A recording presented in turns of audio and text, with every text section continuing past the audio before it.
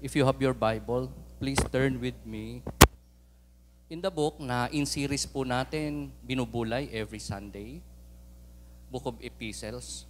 At nasa aklat na po tayo ni Titus sa Kabanata 3, talatang 1 hanggang 11. Kung wala na po tayong Bible available, di natin dala, please maki-join po tayo, maki-share tayo sa ating katabi. It's so important na lahat po tayo makabasa ng salita ng Diyos.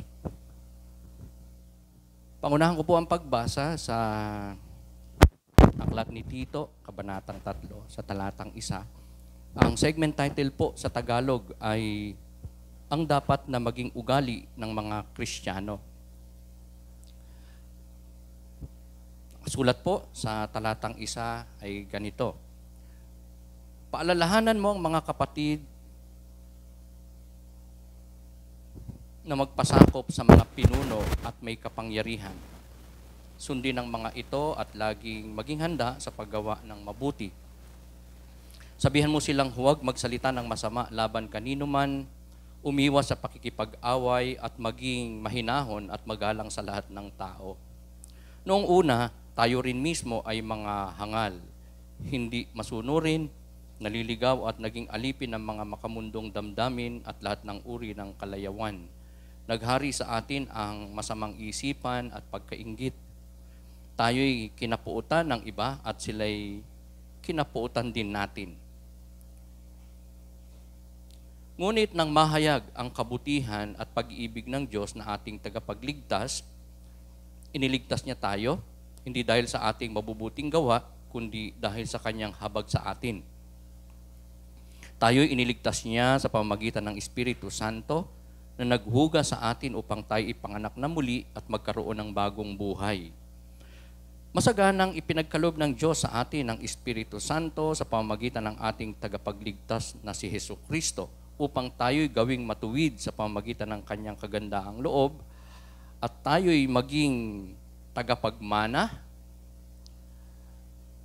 sa inaasahan natin buhay na walang hanggan. Talatang 8, mapagkakatiwalaan ang aral na ito, kaya ang nais ko'y buong tiyaga mong ituro ito sa mga nananalig sa Diyos upang ilaan nila ang kanilang sarili sa paggawa ng mabuti na siyang karapat-dapat at kapakipakinabang sa mga tao.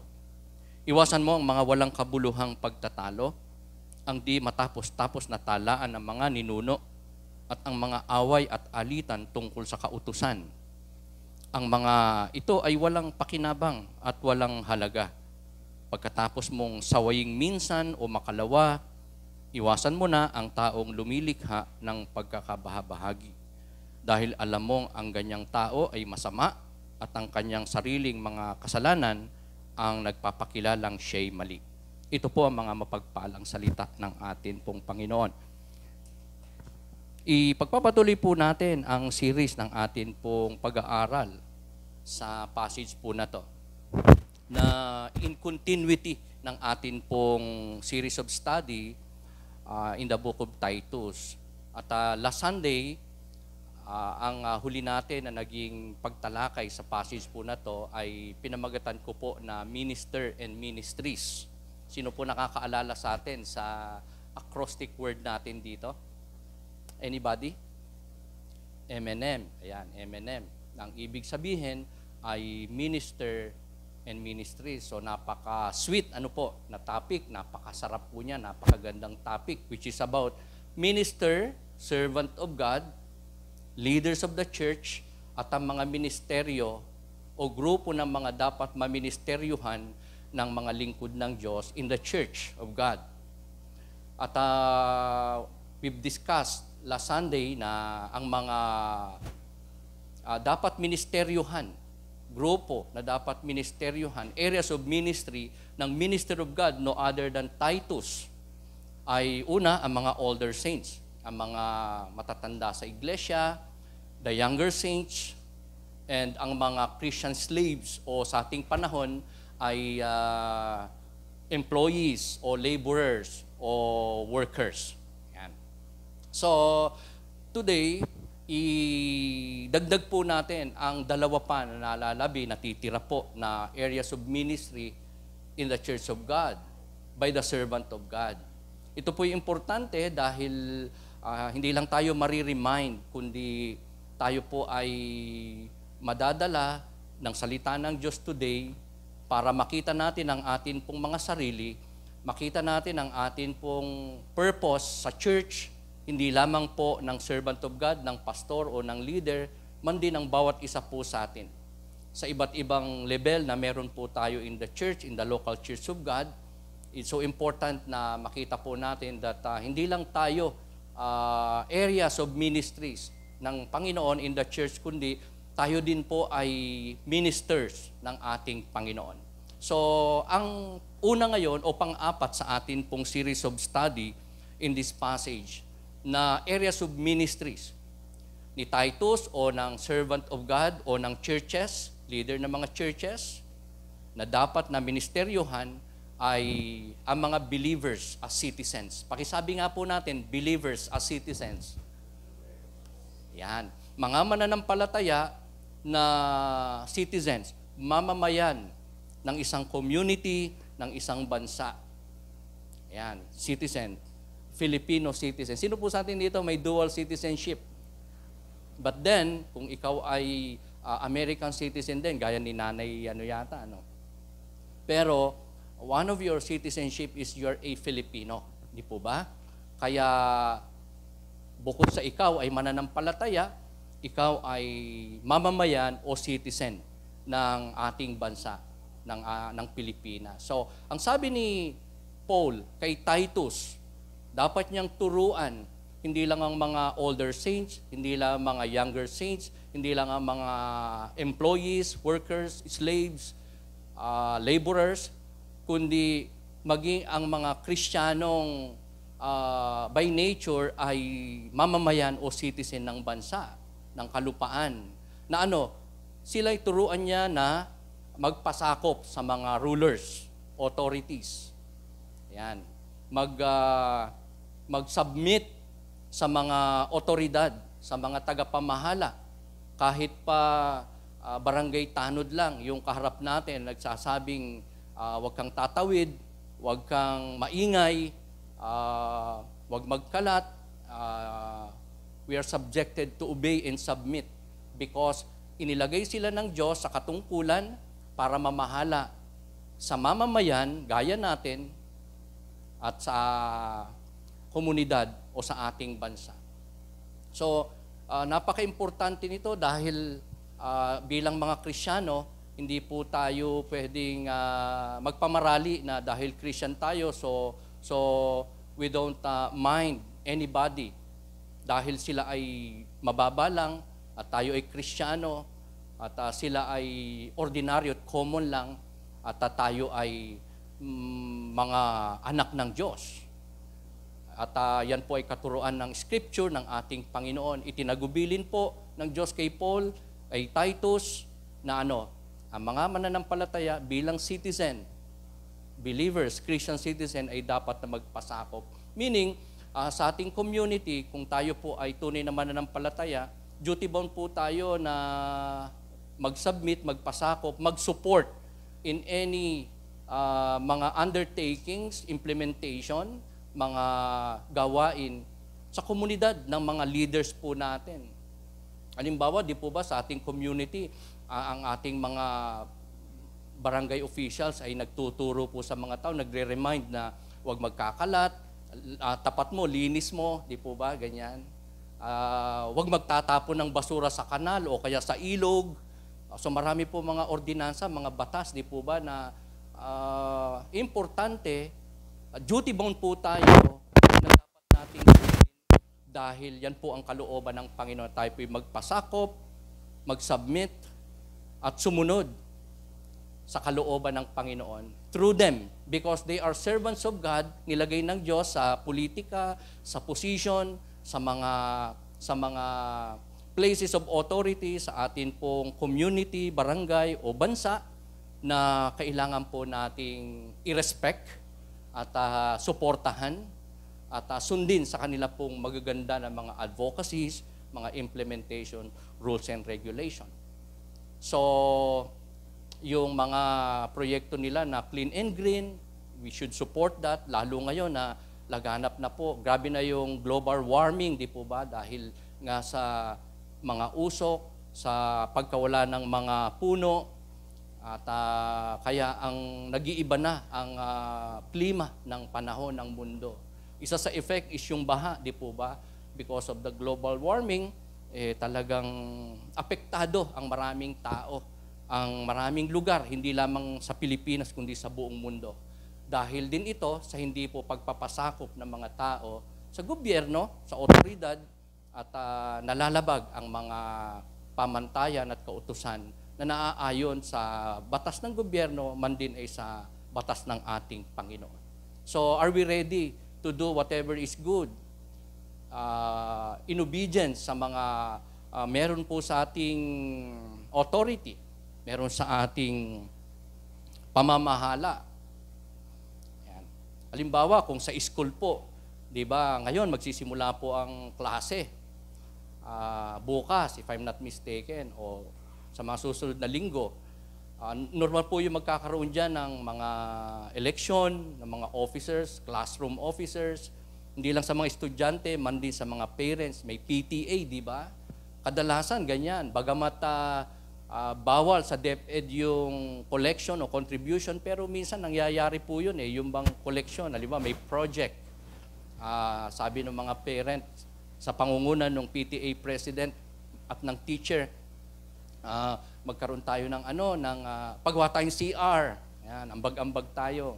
O kaya papinturahan natin tong room. O gawin natin yung upuan na medyo sira-sira. O tayo ay magbayanihan, magkaroon proyekto. Di po ba? Kahit sa ganung paraan ay duty bound po tayo na mag-support. Di po ba? Sa ng PTA president. Anyway, yan naman ay hindi labag sa moralidad ng tao natin bilang Kristiyano. At ang makikinabang naman dyan ay mga anak din natin, mga estudyante. Malaking tulong po yun. So, we should support and be cooperative sa mga ganun po. Even though PTA president lang po yan, pwede namang wag tayo mag-support, pero for the common good, we submit. Amen? Tayo po ay nagko-cooperate sa mga ganun pong simple lang na mga pamamahala sa atin. At yun po ay nakalulugod sa ating Panginoon. Sabi pa ni Paul kay Titus na ituro sa mga Christian citizens ay huwag maninirang puri. That they should not slander no one. Yung pagchichismis, pag-pulling down ng isang tao, masiraan siya, maibagsak siya, or maichismis siya, or mapulaan siya, hatulan siya, gawan siya ng masama, ay hindi dapat na mangyari o gawin ng isang mananampalataya ng Panginoon. So, ang isang Kristiyano ay tinatagubilinan po ni Paul through Timothy, servants of God, at tayo po ay nararating ng reminder na to, katulong ito ng Biblia, ng Panginoon through them, na maging peaceable and considerate. Na tayo ay importanteng hindi lang may kapayapaan sa puso at buhay, kundi tayo ay nagiging kapayapaan din ng iba. Di po ba? Parang malaking burden sa iba. Even so sa ating spirit, kung tayo po ay parang pabigat o kaya ay nakakasira ng mood or parang nakakabasag ng trip, sabi nga ng iba, no? Di ba? Walang basagan daw ng trip. Di ba? Sa isang samahan, grupo, community, ang ganda nung tayo po ay hindi lang may kapayapaan, kundi mitya tayo ng kapayapaan ng iba, ng maraming tao, at nauunawaan natin ng maraming tao, Kristiyano man o hindi, tayo po ay considerate sa kanila pong mga pagkukulang, lalo na mga unbelievers, di po ba? Kaya ang sabi dyan ni Paul kay Timothy na dapat ituro sa mga Christian citizen is not just to be peaceable, considerate, but to be humble to all kinds of people. Bata, matanda, lalaki, babae, Christian, lalo na kung hindi Kristiyano, ay importante na magawan po natin ang mga kalakasang ito. Lalo na mga unbelievers, di po ba? Hindi natin pwedeng ipamarali na Christian ako at kayo ay hindi, so ako ay blessed, ako ay recipient ng langit, pagliligtas ng Diyos, buhay na walang hanggan, at kayo ay papuntang... So tayo po ay importante na magpakumbaba, abutin sila, at gawin ang lahat ng kakayanan para mag-glorify natin ang Diyos sa kanyang buhay. Tayo po ay kakitaan ng mga katangiang ito na napaka-importanting maging reminder po sa atin today. At if nasa atin na po ito, payabungin po natin, wag nating hayaang ito ay lumamig, mawala, masuppress, kundi all the more makultivate at maibahagi po natin sa buhay ng iba.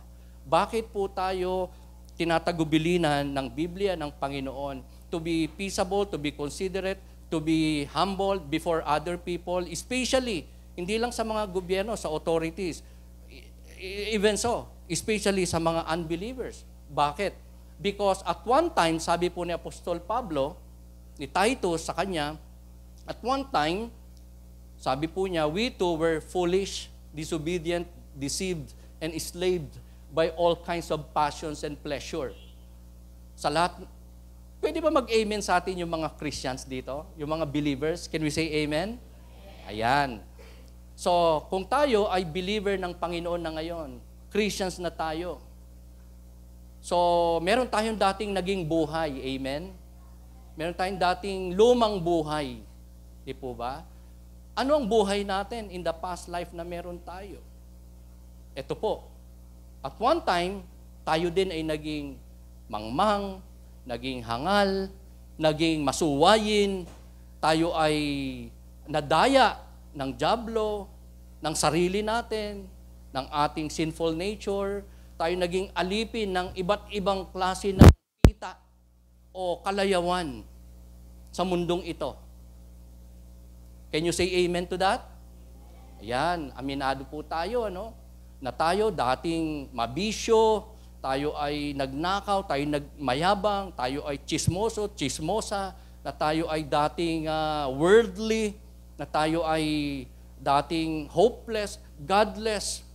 At ang dami nating pwedeng i-testify siguro na lumang buhay natin na ngayon ay inaamin nating pagkakamali at pagkakasala at iniiwasang mabalikan, magawa pa, dahil alam na natin kung anong katotohanan at kalooban ng ating Panginoon. So those people around us na hindi pa po nakakakilala sa Panginoon, nakikita natin meron pong mga kahinaan, limitasyon, nabubuhay po sa mga ganito pong mga gawaing pangsanlibutan, ay importante pong maging considerate po tayo sa kanila.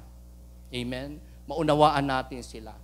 Huwag silang i-condemn, kundi sila po ay abutin at makapag-set tayo sa kanila ng mga magagandang examples, attributes na ine-expect ng Diyos, man din ng mga tao around us na magmumula po sa atin, na ikaluluwalhati ng ating Panginoon.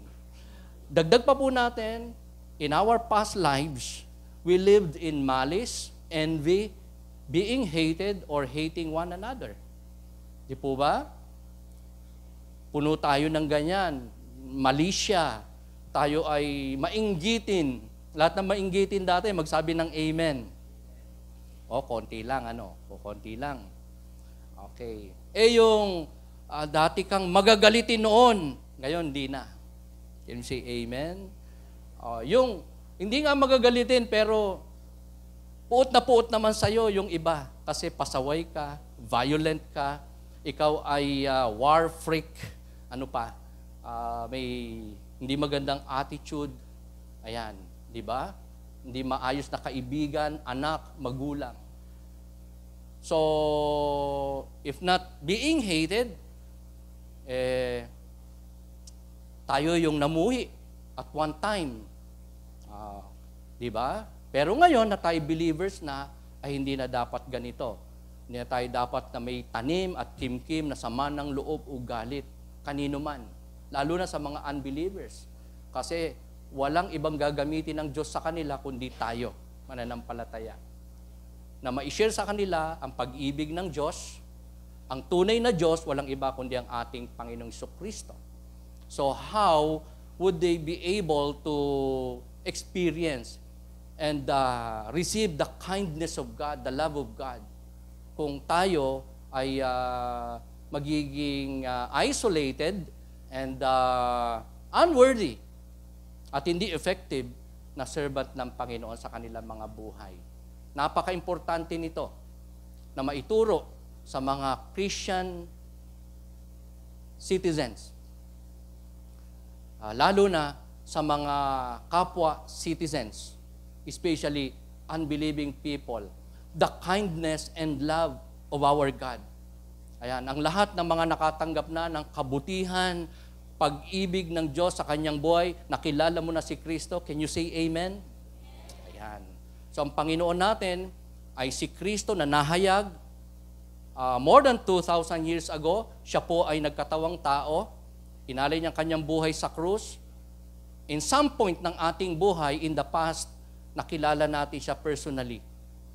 We were able to place our faith in Jesus Christ. Na dati, ang ating paniniwala ay nakalagak sa relihiyon, sa ating mabubuting gawa, sa ating mga katagumpayan in life, sa ating mga ibang mga kalakasan, moralidad, katalinuhan, karunungan, katagumpayan. Now, tayo po ay pinagpala ng Diyos, nakakilala sa Kanya ng personal, sa ating Panginoong Jesucristo bilang Diyos at ating tagapagligtas. At meron tayong katiyakan ng atin pong kaligtasan kung tayo po ay nananampalataya kay Jesus Christ as our Lord and Savior. Are you with me?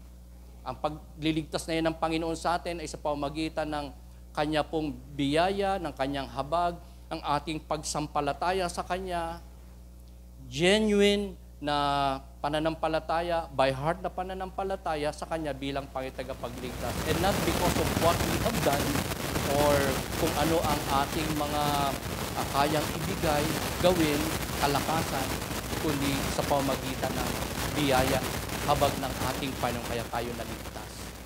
So inabot tayo ng Diyos. People na dating patay sa pagkakasala pero binuhay, iniligtas ng ating Panginoon. Ayan po ang sabi dyan, no?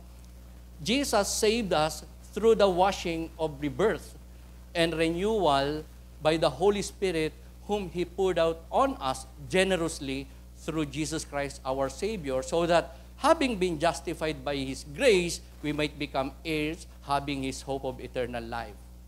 So, mga kapatid, napaka-importante ng isang tao ay makakilala sa Panginoon Jesucristo personally, by heart.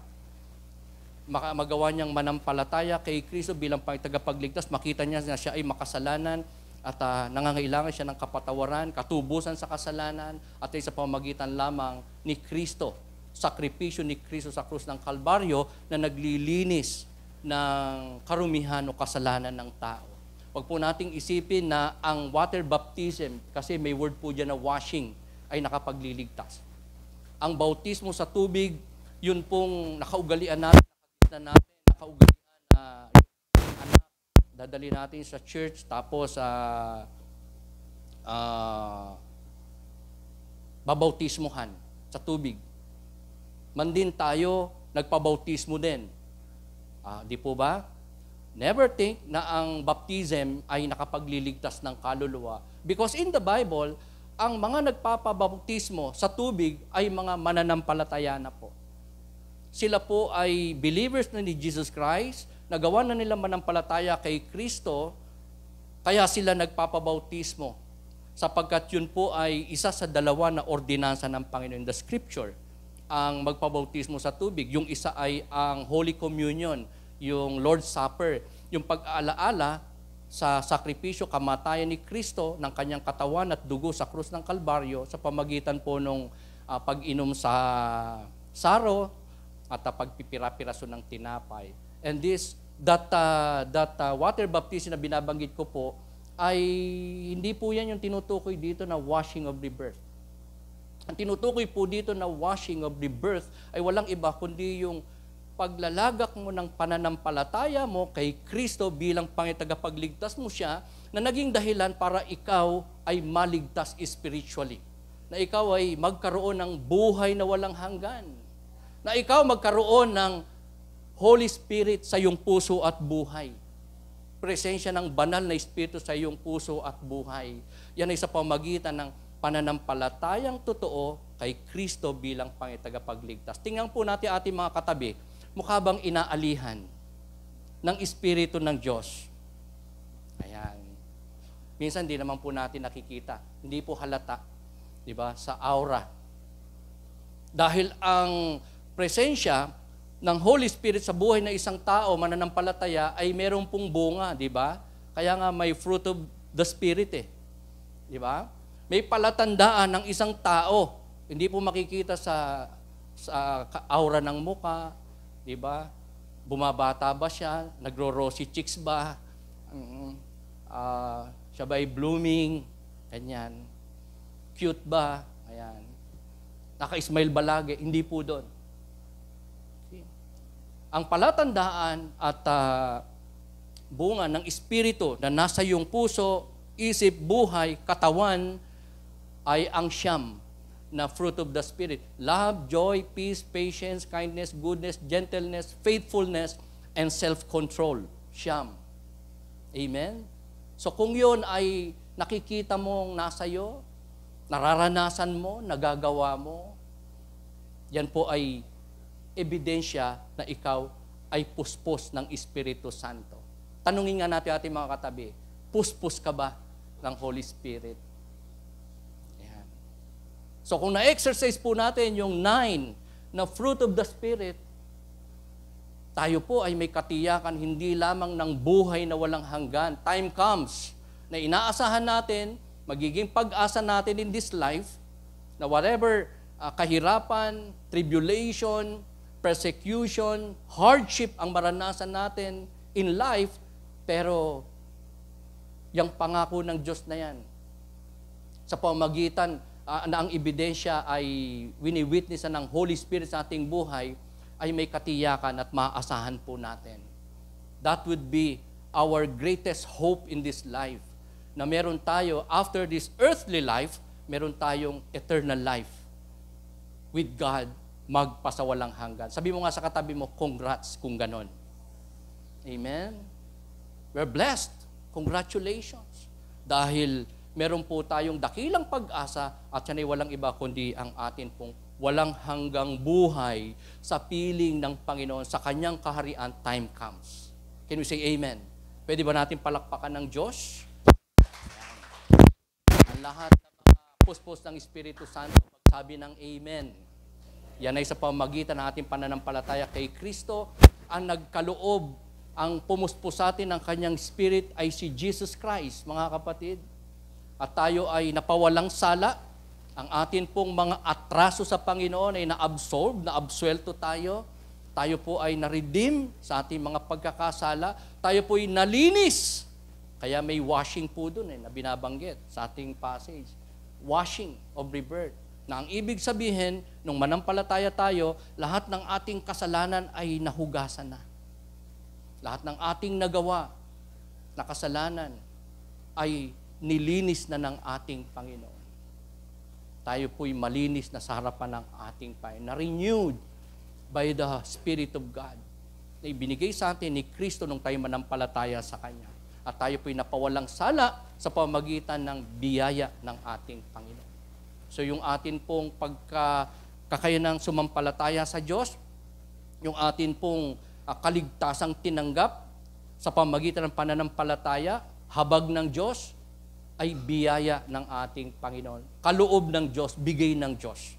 Yung atin pong salvation ay hindi po dahil tayo ay naging relihiyoso, palasimba, mapagbigay, mabuti, mabait, matulungin, magalang, hindi po yun. Grasya ng Panginoon, ipinagkaloob, tinanggap lang natin, nagmula sa ating Panginoon, ang habag, biyaya, kindness, and ang Kanya pong dalisay na pag-ibig sa atin. That is why tayo po ay nagkaroon ng buhay na walang hanggan.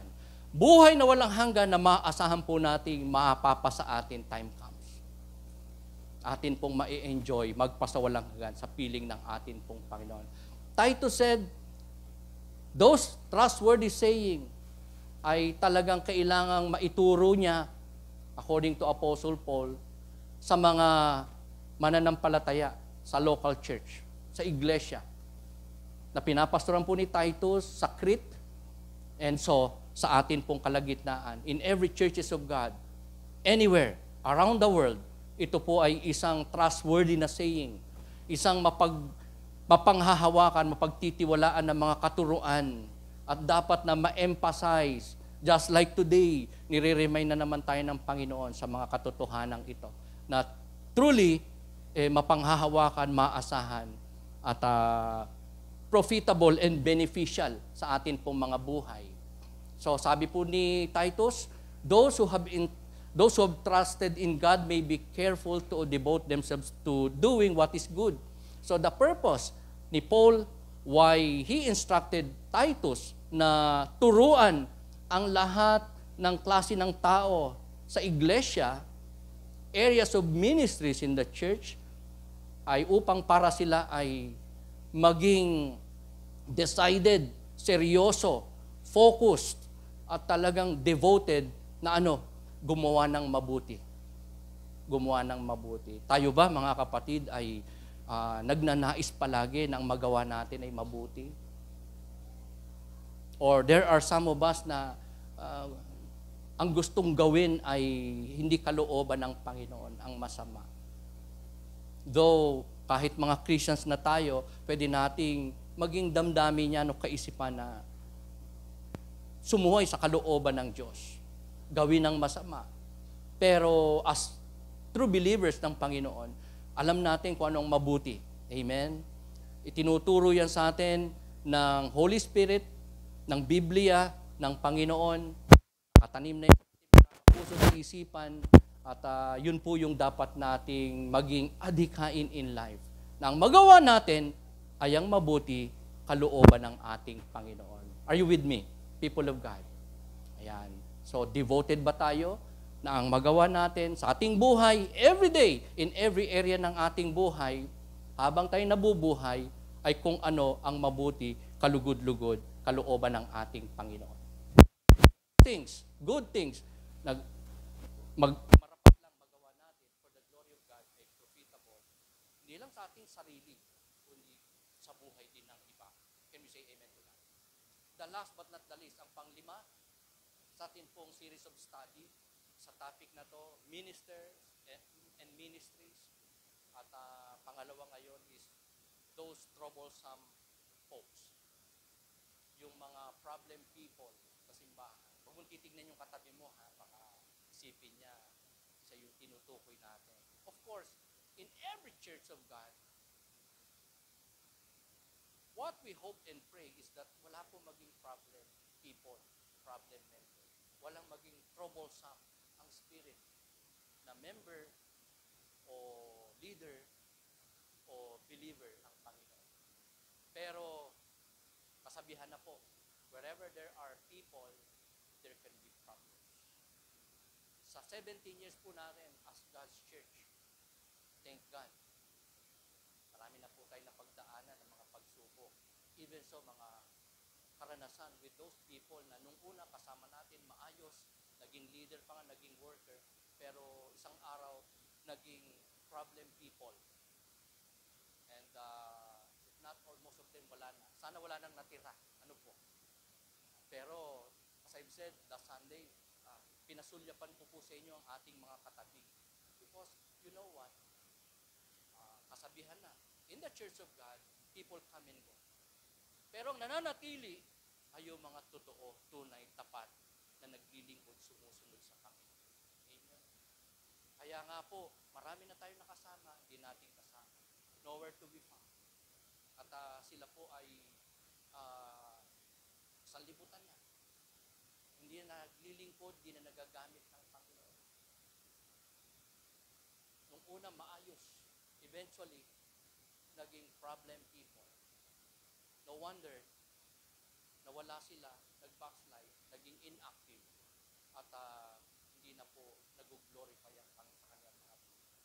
Kaya nga napakagandang tayo po ay manatili na tapat, matyaga, nagtitiis, sumusunod, naglilingkod sa kalooban ng Diyos. Gumagawa ng mabuti, though we may fail at times. Pero as long as we repent and committed na talikuran ang kasalanan na yun na nagagawa natin, kahit paulit-ulit pa yan, as long as we are repentant, we admit to God that it's a sin, and we are trying our best na ang magawa na yung kalooban ng Diyos, matalikdan na natin ng kahinaan, limitasyon at pagkakasalang ito, kahit recurring niya, as long as we come to God humbly. Kasi kadalasan wala pong pagbabago overnight. Kadalasan wala pong mabilis at instant na pagbabago.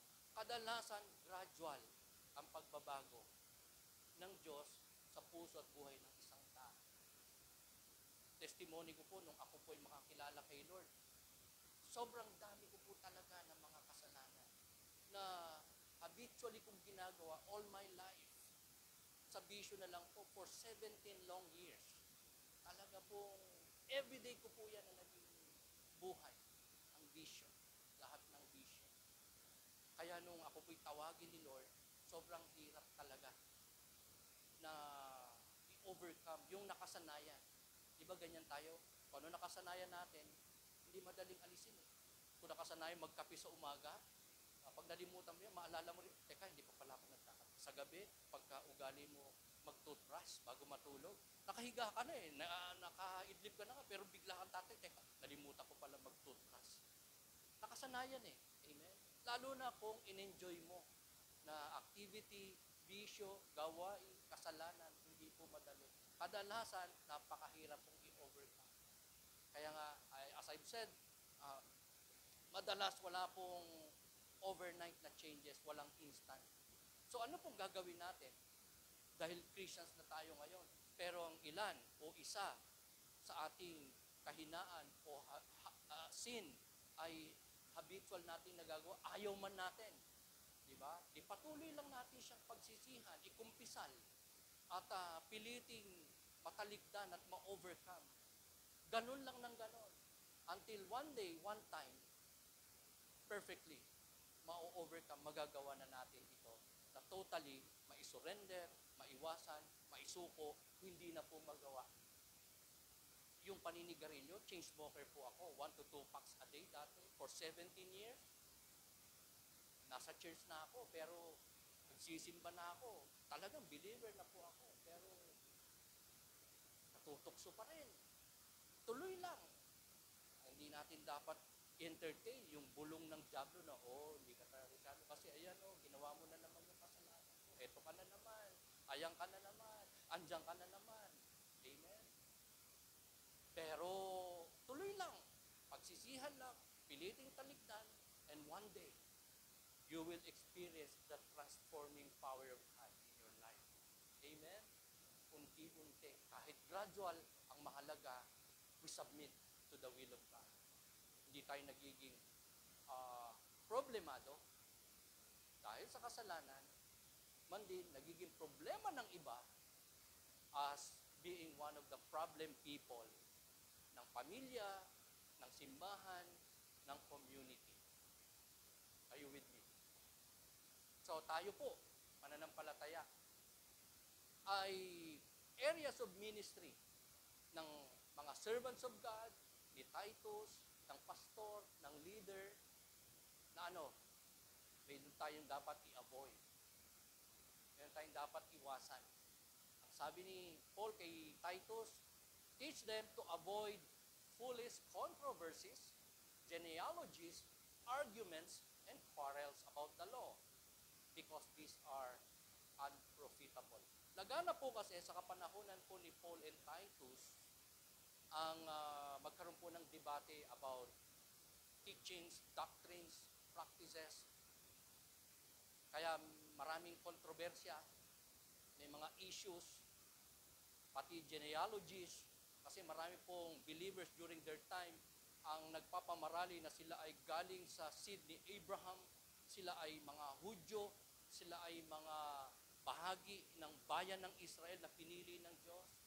Pero naging pride nila ang kanila pong lahi, ang kanilang status, ang kanilang mga ginagawa, ang kanilang mga practices. Lalo na yung pinagmulan ng kanilang lahi. Nandun ang kanilang pride. At may mga arguments, pagtatalo, pag-aaway-away, controversies, issues, lalo na pagdating na sa katuruan. Dahil nga may mga nagtuturo ng false teachings at si Pablo at si Titus naman ay nagtuturo ng sound at healthy na doctrines ng Panginoon. So meron pong clash. Meron pong arguments. Pero sa isang lingkod ng Diyos, mananampalataya rin naman na kagaya po natin, ang bawat isa sa atin, ay hindi po tayo dapat na maging foolish, ma-focus sa mga kontrobersya, issues, kung hindi nila yun unawa, hindi nila matanggap, kung hindi po natin sila kapareho sa pananaw, kaisipan, wag nating i-impose ang ating sarili. Just be considerate, be humble, be peaceable, be understanding, be forgiving, and we must avoid arguments and quarrels. Alat ng hindi pala away, magsabi nga ng amen. Parang ang hina. Ano bang malakas na amen natin? Palaaway tayo. Okay. Mahilig tayo makipag-argue, makipagtalo, ipilit kung ano ang ating sarili, ating gusto, ating kaalaman, to the point na nagkakaroon ng friction in the midst of us, in the midst of whoever people we are with, we are conversing with. So, di ba, parang magigrib ka eh. Pagka ikaw ay nagbabad sa argumento, sa away, o pakikipag-away, o ikaw ay palaaway, at isang Kristiyano na hindi ka magiging masaya. At meron tayong nalalabag na kalooban ng Diyos. Pagtatalo kahit pa sa salita ng Diyos. Minsan may mga nagsimula sa magandang sharing time, may palakasan, diba? Testimony, pagtutur sa time. Pero nung, di ba, magkaroon ng discussion, magkaroon ng parang hindi pagkakaunawaan, sa katuruan, ilang debate nangyari, naging away pa. May mga alam po tayo in the past na mga nagsasakitan talaga ng mga Kristiyano. Nagsusuntukan, nagbubugbugan. May pastor pa nga na talagang nakikipagsuntukan. Wow. So, hindi po yun nararapat sa mga Kristiyano. Amen? Tayo po ay dapat may wisdom na mag-detach ng ating sarili kapag medyo umiinit na ang usapin. Nagiging argumentative na tayo o sila sa atin. At alam na natin, medyo away na to o ang dulo nito ay away. That is foolishness. We should avoid those kinds of foolishness. Hindi yun unprofitable, hindi yun beneficial, walang silbi, walang katuturan ang mga ganung gawain. So Paul said to Titus, turuan mo sila na wag maging mangmang, parang mangmang. Paalalahanan mo sila. Paul said to Titus na balaan ang mga miyembro ng church, ang mga believers ng Panginoon, ang mga Christian citizens na wag maging divisive. Wag pagmulan ng gulo, away, hiwalayan, split ng mga kapatiran, lalo na ng simbahan ng Panginoon.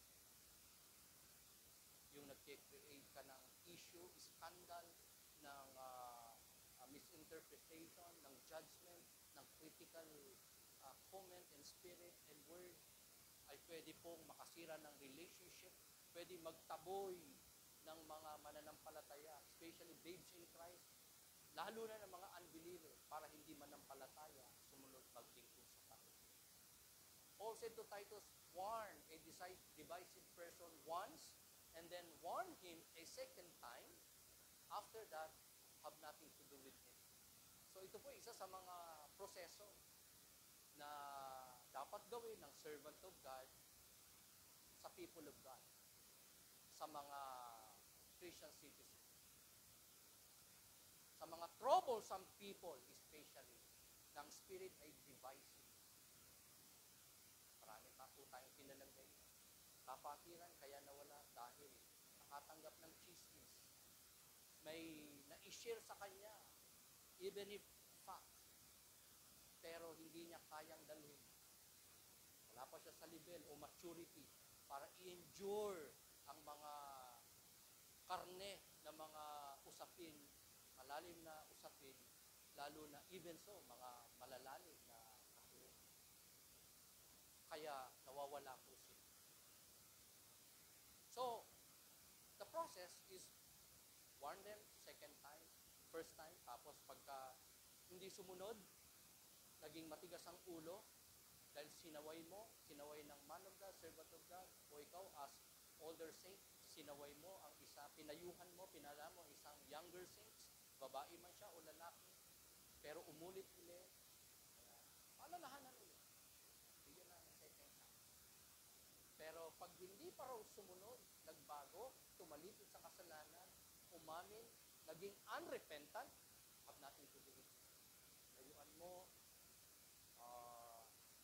turing mo na lang na unbeliever, o kaya i-excommunicate, itiwala, o kaya ibaba sa posisyon. Okay.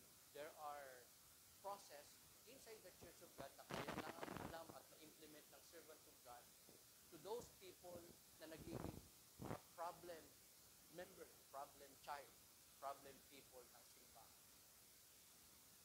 Ngayon po ay may grabe pong kontrobersya ngayon na lumalaganap sa social media about our respected brother, a pastor, servant of God, man of God. Walang iba kundi si Pastor Ed Lapis. Kilala niyo po si Pastor Ed Lapis na ngayon po ay talagang may kontrobersya pinapapalooban. At di umano, siya po ay nagturo ng heresy. Nagturo po siya ng unsound, unhealthy na doktrina o katuruan ng Diyos. So, umuusok po ang social media. Even ang GC ng mga kapastoran, mga asosasyon ng mga ministeryo, umuusok po sa mga posts, mga comment, mga judgment against him. So, on my part, hindi ko pa po sinasakyan yung issue na yan. Kasi isang side pa lang po ang aking naririnig. The side of those people who commented. And most of all, sobrang nag-criticize sa kanya. Buong-buo talaga. Which I do not know kung napakinggan na ba nila ang side ni Ed Lapis. Na-imbestigahan na ba nila talaga ang katotohanan about that? Pinakinggan ko po yung mga videos ng di umano ay pagtuturo ni Pastor Ed Lapis ng heresy. Wala pa po akong makita na solid na grounds and evidence, basis para itag si Pastor Ed Lapis ng heresy o heretic. For 40 years, yung tao po na yan ay ginamit ng partner. Kaya nga respetado yun. I just do not know sino po sa inyo nakikinig sa kanya, may libro niya. Di po ba naging blessing po yun? Pinaniwalaan po ng maraming Kristyano ang calling at teaching ni Pastor. Pero dahil po sa isang kontrobersya, ang bilis pong nabago. Parang wala yatang second chance. Parang walang opportunity na mahingan siya.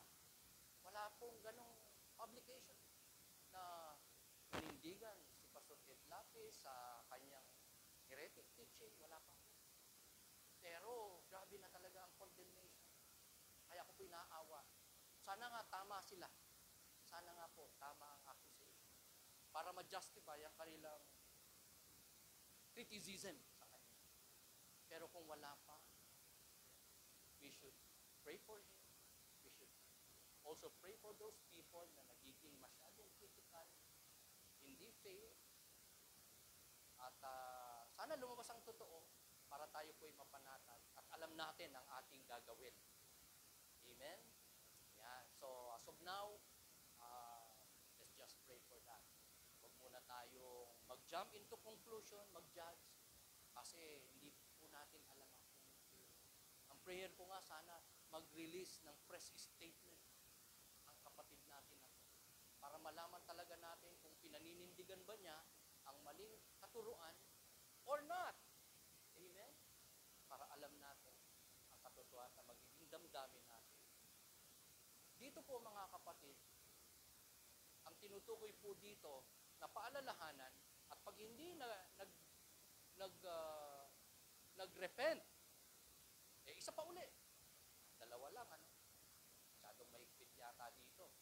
Dalawa lang. Although, ang sabi ng Panginoon, patawarin mo ng maraming beses. Pero dito po ay 2 beses lang. After that, have nothing to do with it. Because people during their time ay talagang, may mga marka talaga. Alam nila kapag hindi po kapatid sa Panginoon. Kaya, most likely, yung mga unrepentant, mahirap po talagang kapatid. Mahirap po talagang patuloy na tanggapin. Diba? Kasi makakasira, makakadaya, makaka-divide, makakagulo. Amen? So have nothing to do with me. You may be sure that such a man is warped and sinful. He is self-condemned.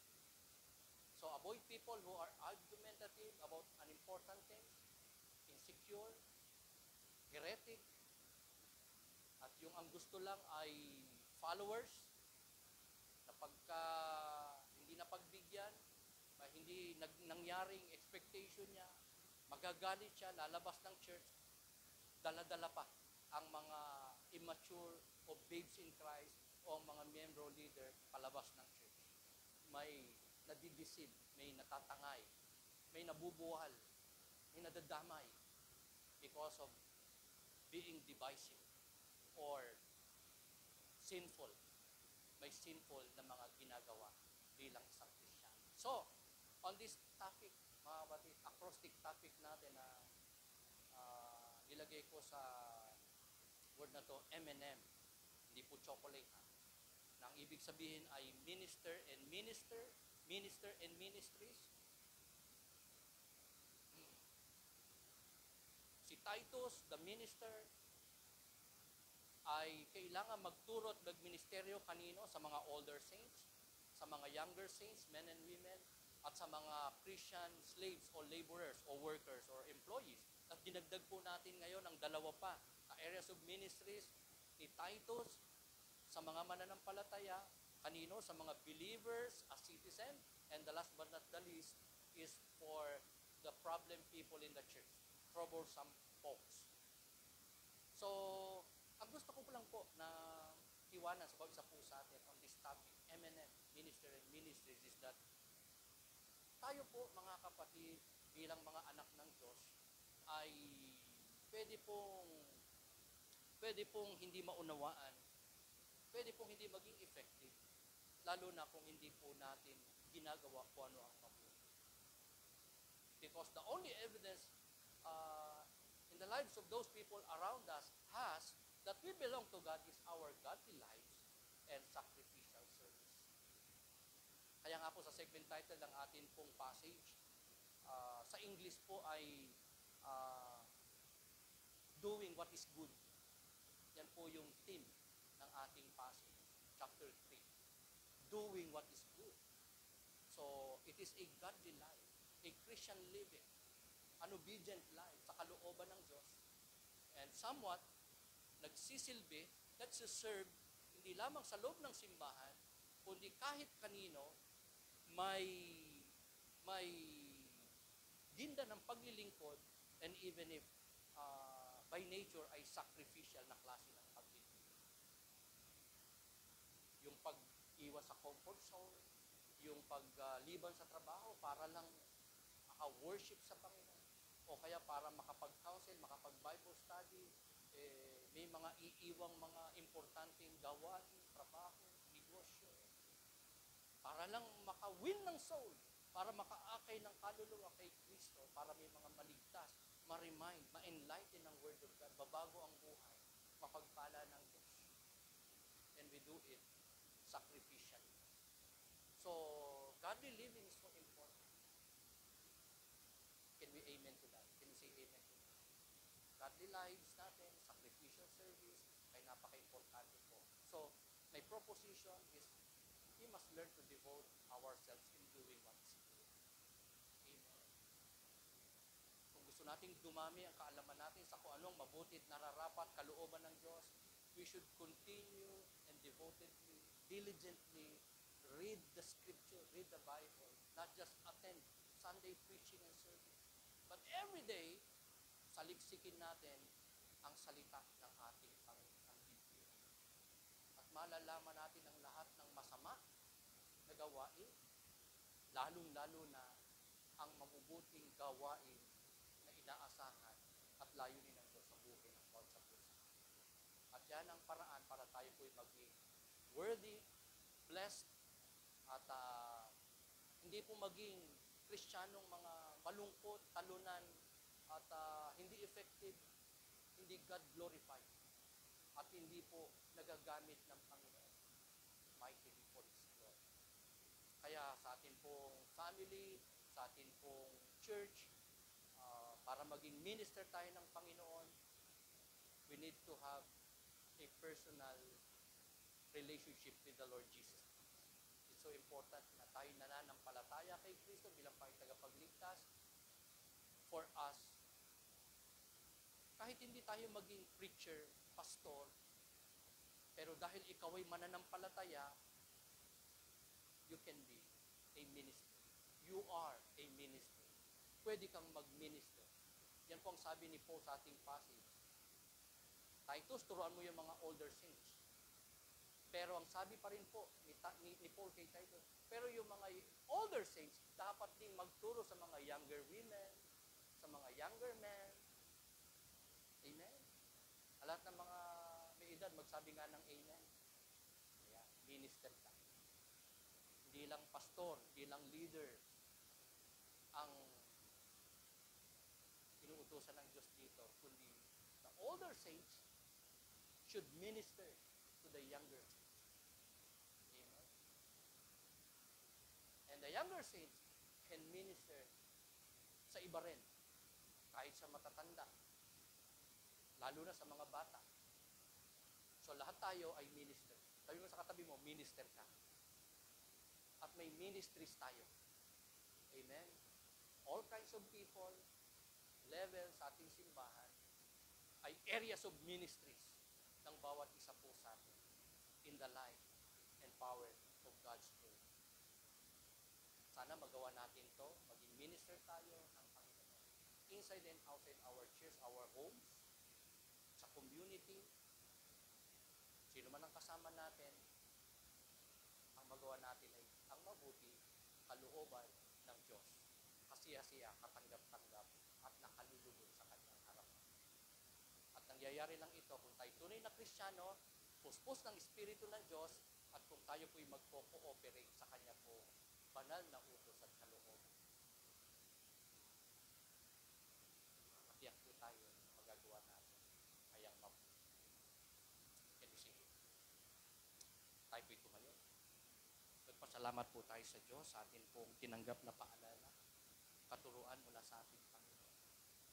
Manalangin na rin po tayo para sa ating mga sarili, para sa iba,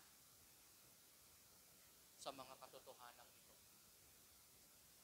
Kalooban ng Diyos, maging minister po tayo, lingkod ng Panginoon.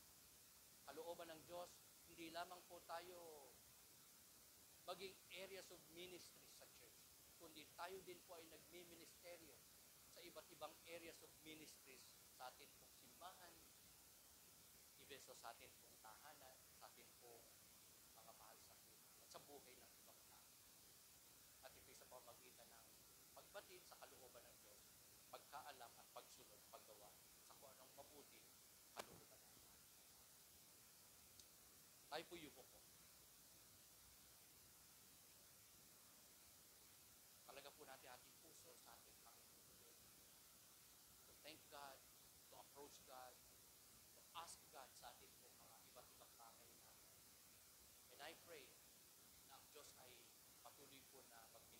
sa ating lahat, kumilos po sa kontra sa atin, tayo po ay pagpapalat sa buhay na